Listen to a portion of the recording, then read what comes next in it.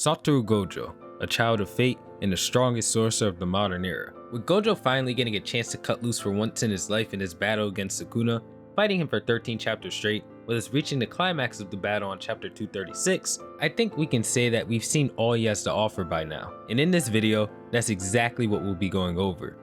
I'll attempt to provide a comprehensive understanding of Satoru Gojo's abilities, techniques, and stats, all in order to help readers get a good idea of what he's capable of.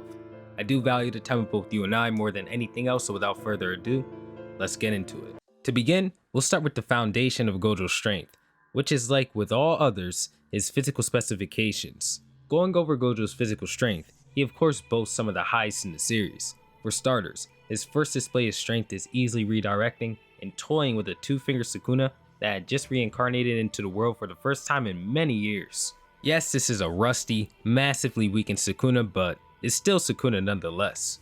Gojo then goes on to beat Jogo senseless with just his open palm alone, and send him flying across an entire forest with a single kick. This Jogo being a special grade cursed spirit and one of the strongest in the series easily. Jogo, however, is not known for being durable, all things considered. Gojo has also been able to one-shot Urume, the same Urume who was able to get slammed through multiple buildings, then drop kicked in the face by Hakari through even more buildings, shrugging all that off as she states right after that she'll now be going all out against him. Gojo one-shot Urume so bad that she still feels the same punch from Gojo a month after being hit by it. Just know that if he can do this against her, he can probably do it against the rest of the cast. Gojo also boasts so much physical strength that he's able to completely dog walk Mahoraga when it was summoned by Sukuna. And this was in chapter 233, where he was really exhausted and beginning to think that there was a chance he could potentially lose to Sukuna. Gojo most importantly trades blows with Ryomen Sukuna himself at full power.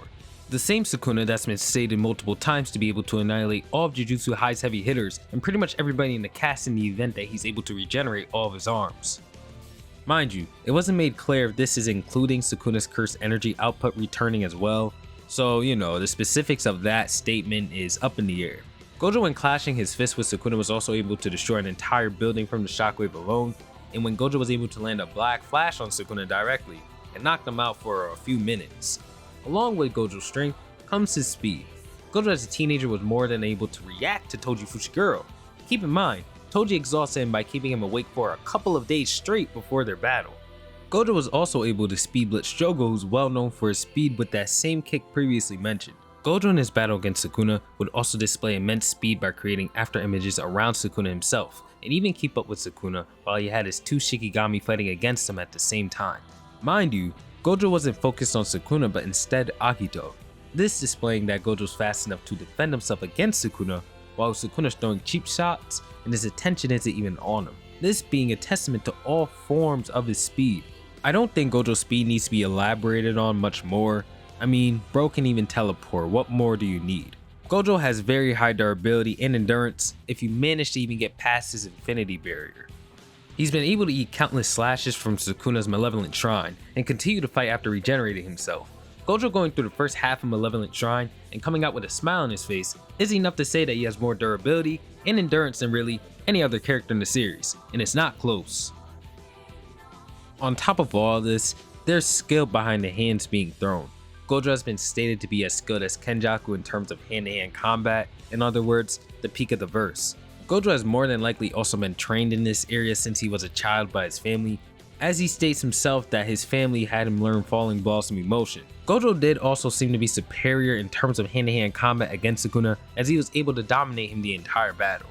The same Sukuna who was able to fight Yuji and Maki at the same time, but of course in hindsight, the argument can be made that Sukuna wasn't really trying as hard in hand-to-hand because he wanted to bypass the Limitless with his own techniques. Most importantly, Gojo, like Sukuna, boasts insane battle IQ. He has been able to adapt to really any situation and deal with anything that comes his way.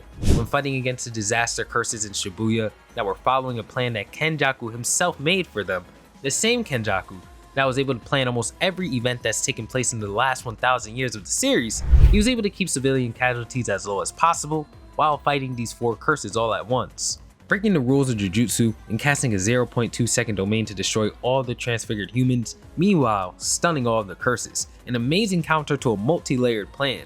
However, Kenjaku still end up winning and catching him in the prison round. To be absolutely fair to Gojo though, this is Kenjaku he's dealing with, a sorcerer who was able to completely figure out and dismantle Takaba's comedian technique on the spot, something I believe that no other character would have the intellect to do, let alone as fast as he did. Gojo, most importantly when fighting against Sukuna, was able to find more than one way to counter open barrier domain expansions on the spot, these techniques being the pinnacle of Jujutsu sorcery, even being stated to be on a divine level by the narrator itself. Most impressive of all in my opinion is the play that Gojo will pull on Maharaga in order to exterminate it for good in chapter 235. It's super complicated, but to keep it short, Gojo used blue in the previous chapter and allowed Maharaga to adapt to blue throughout the battle, so he wouldn't be able to be pulled toward the one currently present in the air. Then, Gojo would shoot a red toward it with the intention of the blue and red merging and creating an unbounded purple. Sukuna would shoot piercing water toward the red to intercept it and make it explode, but Gojo would amplify the gravitational pull of his blue so the water would go into the blue instead of making the red explode. Amplifying his blue also made it absorb the red faster as well, combining the two and creating the unlimited hollow purple. This so far seems to be one of, if not the greatest play in all of Jujutsu Kaisen. If Gojo was able to navigate through Sukuna, the 10 shadows, and perform this technique all at once, his battle IQ is bare minimum god tier. Before we move on from physical specifications and go into the fundamentals of his Jujutsu, I believe it's important to speak about his possession of the 6 eyes. Gojo's blue eyes are not just for show. They possess many abilities that allow his body to function in a completely different way from every other organism in the entire world, isolating him from those around him even further. Firstly, they maximize his curse energy efficiency to a point where he uses almost no curse energy when using Jujutsu. Hypothetically, he would never run out of curse energy in a fight, this trait allowing Gojo to use his trademark Limitless, as it's said that Limitless is unsustainable without the 6 eyes managing the curse energy efficiency of the technique itself. The 6 eyes also allow Gojo to see the flow of curse energy in everything that surrounds him, meanwhile allowing him to analyze it to a very high level, with the author himself describing it as having X-ray vision that's always on. With these eyes, Gojo sees the world in speed, curse energy, and mass, all of these factors down to the atomic level. Endless information being fed to his brain with the eyes to actually perceive this information in a comprehensible manner. I'm sure this contributes to some of his insane battle strategies. As I've explained the 6 eyes, be aware that they are fundamental in the usage of the Jujutsu that I'll be covering from here on out. Gojo has a high amount of curse energy reserves. Not as much as Yuta, and definitely not as much as Sukuna, who was stated to have more than double the amount of curse energy reserves that Yuta possesses. However, due to the 6 eyes, he uses almost none of his curse energy reserves when using his techniques, as the efficiency of his utilization is maximized, and able to match Sukuna's, who was stated in chapter 225 to have a divine control over his curse energy, and in chapter 261 have the ability to use his domain expansion as many times as he want, as long as his curse technique was available for use. Mind you, the average sorcerer can only expand their domain once a day before being completely burnt out. All this to say, Gojo possesses high curse energy reserves, but 99% of the time, he may as well just have infinite curse energy available. To briefly cover Gojo's curse energy reinforcement, it's not mentioned much, but you can assume it's far above anybody else's in the series. Gojo was able to fight 3-on-1 against the disaster curses in Shibuya with nothing but his hands, and he was able to easily deflect Jogo's domain expansion short hit without even flinching. Gojo, like Sukuna, can more than likely destroy everybody in the series with just his hands alone. If you want an accurate guess as to Gojo's output, just assume it's on the same level as Sukuna's, as he's able to combat and match Sukuna hand to hand and even overwhelm him in certain instances. Gojo also has the ability to tap into the reverse curse technique and arguably has the best usage of it in the entire series. Gojo was able to master this technique to a point where he can keep a circuit of it flowing through his body at all times in order to constantly keep his brain fresh, since using the 6 eyes in the Limitless like he does 24/7 will normally cook his brain. He also uses this to instantly regenerate the moment that anything ever hits him. Gojo also has enough finesse with this technique to swap in between his simple domain and reverse curse technique in order to survive the onslaught of Sukuna's malevolent shrine. He can also utilize this technique to regenerate his curse technique in the event that it's burnt out from using a domain expansion, allowing it to return to him much faster than usual. Gojo, however, cannot heal others with it like Sukuna and Yuta can. One massive issue when it comes to Gojo's utilization of this technique is his over-reliance on it, as his glaring weakness seems to show itself when he's placed under too much pressure trying to heal his body faster than usual, restoring his curse energy, and other things all at once. This results in Gojo damaging his own brain, this being shown at the end of chapter 228, and it also being confirmed that Sukuna was able to pressure Gojo enough to cause his brain to overstrain and hemorrhage profusely in their battle, bleeding more than Gojo can regenerate it. Confirmed by Gege drawing a picture of Gojo's brain bleeding due to overstrain in the volume release of the battle. This more than likely played a massive role in his defeat. Lastly, Gojo seems to possess the highest chance of hitting a Black Flash in the series, besides arguably Yuji, although in my opinion, that debate is up in the air. The Black Flash is a phenomenon that occurs when a sorcerer applies their cursed energy within 1/1,000,000th of a second of a physical hit. When doing this, their energy will flash black and their strike will be amplified to the power of 2.5. Gojo reinforces his strikes with blue normally, so imagine that being amplified to the power of 2.5. It does a lot of damage, simply put. When landing a Black Flash, the user will also enter the zone and operate at 120% of their current potential. Some characters gain a bonus effect when landing a Black Flash, and as of now, Gojo's bonus effect seems to be the ability to create another circuit for his reverse curse technique, serving as backup in the event that he's exhausted his original circuit for his healing. This is essential as, if Gojo cannot constantly heal himself in any way or form, he will massively reduce his fighting capacity and usage of Jujutsu as a whole. Moving on to his curse technique, firstly is the Limitless, the only known prized technique of the Gojo family, although there could be more. The Limitless allows Gojo to manipulate space at an atomic level using his curse energy as a medium. There are 4 techniques Gojo has displayed with the Limitless, since really, there's only so much you can do with space manipulation in a story before you end up destroying your own planet or something ridiculous like that. First and foremost, the neutral state of the Limitless, Infinity. Infinity creates a barrier that, simply put, stops anything from ever reaching the target that is Gojo himself. It will endlessly cut the distance between the attacker and Gojo. But mathematically speaking, no matter how many times you cut something in half, you can never erase it permanently, or make it reach 0, or in the instance of this technique, Gojo himself. Take a calculator and try to divide 1 by 2 until you reach 0. It's impossible. There's a little more to this technique, but most explanations of this technique are dragged out, provide too much information, and end up confusing the viewer. So hopefully I simplified it enough for you to pick it up. The only way to bypass this technique is to nullify it to 0 with certain tools, or have something that can tamper with the concept of space itself, such as Uro's Den Icebreaker, a technique that will shatter space on top of its opponent, or Sukuna's extension technique, the world cutting slash.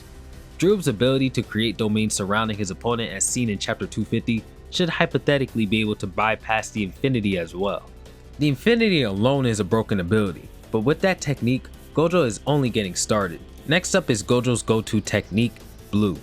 When Gojo amplifies the Limitless in negative space in really any area he chooses, he creates a void within the world. The universe immediately notices this void should not exist and responds to it by creating an extraordinarily powerful pull force to instantly fill this void of space that Gojo created, using it to send his enemies and debris instantly flying toward it at the most basic level.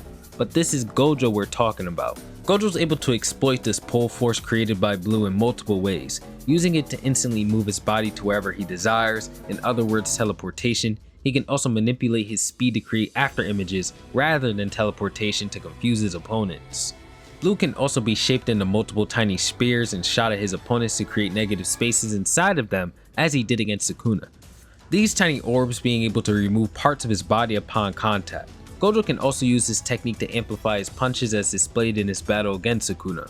He uses Blue to put the void of space in between his fists and his opponents, pulling both his fists and them toward the void in order to fill it, adding a lot more power to his punches when they connect. It is revealed later on that Gojo uses this technique at all times when attacking, being powerful enough to one-shot Uraume, Yuta, and Hakari. Lastly, there's another variant of this technique, which is when it's launched at maximum output. This technique is a super amplified version of Blue that generates a massive field of attraction that continues after the initial pull, unlike the normal Blue. It's almost as if it's a tiny black hole, endlessly crushing everything contained in it to a pulp. Gojo can also move this technique while using it. He's also able to set this technique up by jabbing a small blue inside of his opponent and then amplifying it after. You can assume that Gojo chose not to do this against Sukuna, as it would rapidly speed up his adaptation, and he can use domain amplification to instantly negate a small blue from Gojo. Moving on from Blue, we still have 3 more techniques that relate to the Limitless. When Gojo applies Curse Technique Reversal to his Blue, he inverts the properties of the technique. Instead of rapidly dragging everything toward a certain spot, Gojo will create an orb with the purpose of pushing everything away from it with a ridiculous amount of force. This technique is red, one that repels its opponent with so much force that it sends Jogo flying across an entire forest, and when shot at Sukuna, always doing massive damage to him. This technique is created from Gojo's positive curse energy, and as a result of this, has doubled the attack potency of blue. Gojo seems to be able to delay the explosion of the technique, and can also activate it without shooting if he so chooses. Unlike blue though, red doesn't provide much utility, it only serves as a magnetic cannon at the atomic level. When combining both blue and red, Gojo has the ability to create and shoot an unstoppable spear that will rip everything apart at a molecular level, this technique being the Hollow Technique Purple. This seems to serve as Gojo's finisher and most powerful move.